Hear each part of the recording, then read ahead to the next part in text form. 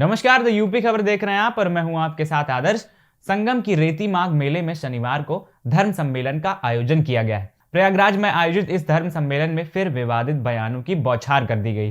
कई राज्यों से प्रयागराज धर्म सम्मेलन में हिस्सा लेने पहुंचे संतों ने एक स्वर में देश को हिंदू राष्ट्र घोषित करने की अपील की। पापियों का विनाश, कोई गद्दार बचेगा अब शेष नहीं। भारत नहीं पूरे विश्व में आने वाला समय भारत अखंड हिंदू राष्ट्र होगा। मैंने इसी प्रयाग की भूमि में 2019 में भविष्यवाणी की थी। धारा 370 हटेगा, राम मंदिर बनेगा और सत्य न्याय नीति के आधार पर राम राज आएगा। ये वीरों की जन्मभूमि है, कायरों का देश नहीं। करेंगे हम पापियों का विनाश, कोई गद्दार अब बचेगा शेष नहीं। जय श्री राम, जय हिंदू राष्ट्र। हम सभी संत महात्मा को, हिंदू समाज को एकजुट होकर सबको आगे बढ़ना होगा और जो हमारे संत ग्रंथ जेलों में बंद हैं उनको रिहा कराना होगा। अब समय आ चुका है, चाहे देश का प्रधानमंत्री हो, चाहे उत्तर प्रदेश का मुख्यमंत्री हो, हिंदू राष्ट्र को कोई रोक नहीं सकता। मेरी भविष्यवाणी है, आने वाले समय में 2023 तक भारत अखंड हिंदू राष्ट्र होएगा और जो सत्य न्याय नीति पर राज चलाएगा कोई भारत का अगला अखंड भारत का प्रधानमंत्री हो पाएगा। जय श्री राम, जय हिंदू राष्ट्र। सभी संतों की मौजूदगी में कहा गया कि देश की 125 करोड़ जनता स्वयं घोषित करे कि भारत हिंदू राष्ट्र है और आज से वो लिखना शुरू करें, तभी यह आंदोलन बड़ा होगा।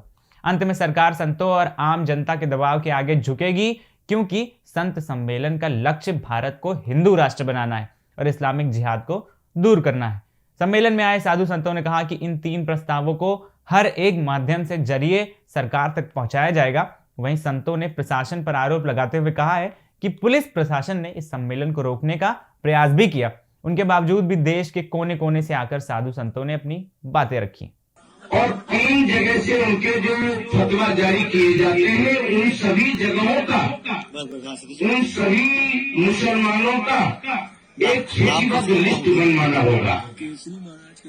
संपूर्ण विश्व में 313 प्रकार का मुसलमान होता है, जो 6 भागों में बटा हुआ है: सिख, सैयद, मुगल, पठान, कसाई और भाटू। 3 जगह से फतवा जारी होती है।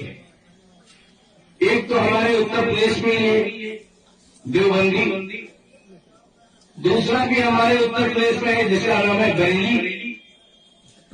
हम साधु समाज सबसे पहले भारत सरकार से ये मांग करें कि ये संस्था को मिटा दिया जाए।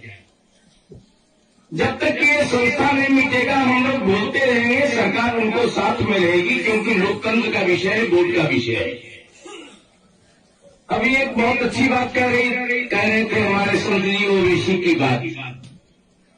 अन्य भारतवर्ष के उत्तर प्रदेश के जो राजनीतिक लोग हैं वो कुछ बोलते हैं तो उस पर FIR दर्ज हो जाता है, तो वो दर्ज क्यों नहीं करवाते? कौन रोका FIR दर्ज कराने से? कोई उसके खिलाफ FIR करवा रहा है क्या? हमें इस बात पर भी गहरा चिंतन करना होगा कि हमेशा खौफ है बुजुर्गों से दिलेर को, हमेशा खौफ है बुजुर्गों से दिलेर को, और समय पाकर कुत्ते भी काट लेते हैं शेर को। ये विश्व का जो विश्व के संपूर्ण विश्व के नागरिकों के लिए मैं इस सभा से, मंच से नहीं, भारत के विभिन्न मंचों से मैं चुनौती देता रहता हूं। विश्व का ऐसा कोई राष्ट्र नहीं है जो भारत पे आंख दिखा करके उसकी आंख सुरक्षित चली जाए। भारत कभी खतरे में नहीं पड़ने वाला, न सनातन धर्म खतरे में पड़ा हुआ है। ये आप अपने दिमाग से निकाल दीजिए कि कोई भी देश हमारे ऊपर आएगा और हमको खा जाएगा, मगर हमारे बीच जो बैठे हुए लोग हैं उनको पहचानना होगा। इसके साथ ही सम्मेलन में पहुंचे संतों ने धर्म संसद कोर कमेटी के सदस्य महामंडलेश्वर यति नरसिंहानंद गिरी महाराज और मुस्लिम धर्म परिवर्तित कर हिंदू धर्म स्वीकार कर चुके जितेंद्र नारायण सिंह त्यागी यानी कि वसीम रिजवी को रिहा करने की बात कही।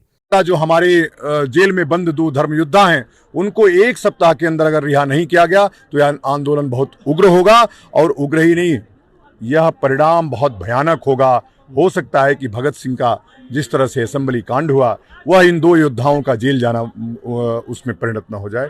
यह सब 3 प्रस्ताव आज पारित किए गए हैं, और 3 प्रस्ताव सरकार को उससे अवगत किया जाएगा।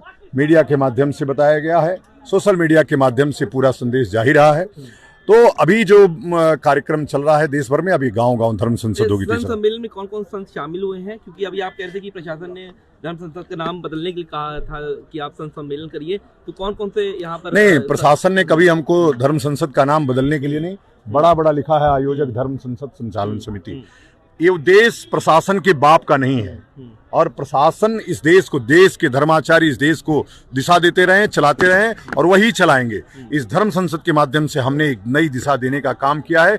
निश्चित रूप से जिनके लिए खतरे की घंटी है कि कहीं हमारी दुकान न बंद हो जाए, वो लोग इस षड्यंत्र में सम्मिलित हैं कि धर्म संत सम्मेलन फेल हो। लेकिन इस संत सम्मेलन अब तक का सबसे बड़ा संत सम्मेलन है। आपने देखा मंच पे तमाम वरिष्ठ संत महंतगण उपस्थित थे, और उनके नेतृत्व में यह सभा की गई है। कार्यक्रम के मुख्य अतिथि जगत गुरु शंकराचार्य नरेंद्रानंद सरस्वती ने कहा कि हम अपने देवी देवताओं से शिक्षा ग्रहण कर अपने हाथों में अस्त्र शस्त्र धारण करें। उन्होंने ये भी कहा कि धर्मांतरण करने वालों को फांसी और हिंदुओं को 5 बच्चे पैदा करने चाहिए। फिलहाल आज की इस खबर में इतना ही। बाकी खबरों के लिए बने रहें द यूपी खबर के साथ। नमस्कार।